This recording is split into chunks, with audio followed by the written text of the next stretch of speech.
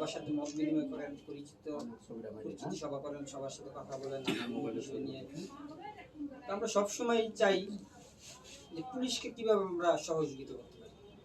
আর আমরা বরাবর সবসময় ফতুল্লা থানাকে আমরা সহযোগিতা করে আসছি।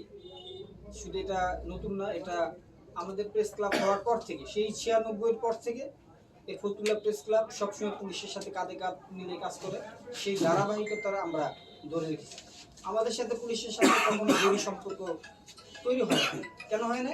যে তাদের সাথে আমাদের কোনো অর্থনৈতিক লেনদেন থাকে না।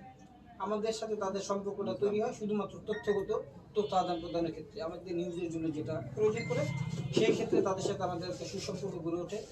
এটাতে কি হয়, সাংবাদিক হিসেবে আমরা উপকৃত হই এবং প্রশাসনের লোক হিসেবে তারা উপকৃত হয়।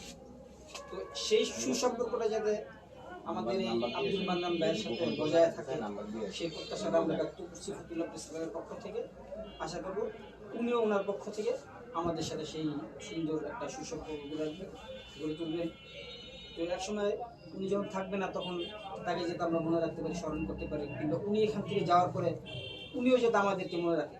ফতুল্লা থানার যেই সমস্ত ভারপ্রাপ্ত কর্মকর্তারা এখানে আসছেন, চলে গেছেন, তাদের সাথে এখন আমাদের সম্পর্ক, কেন সম্পর্কটা যে তাদের সাথে আমাদের সুসম্পর্কটা তৈরি হয়েছে। তাদের সাথে এখন আমাদের কথা হয়, বিভিন্ন কৌশল বিনিময় হয়, আমরা তাদের কাছে বেড়াতে যাই, তারা আসে। এটা কেন হয়েছে? সম্পর্কটা ওইভাবে তৈরি হয়েছে এই জন্য। তো এই ব্যাপারে আমাদের যে সেক্রেটারি মাসুম ভাই আছে, সে কিছু কথা বলবে, এরপরে মামুন ভাই কথা বলবে, তারপর আমরা আমাদের পিঠা ধন্যবাদ।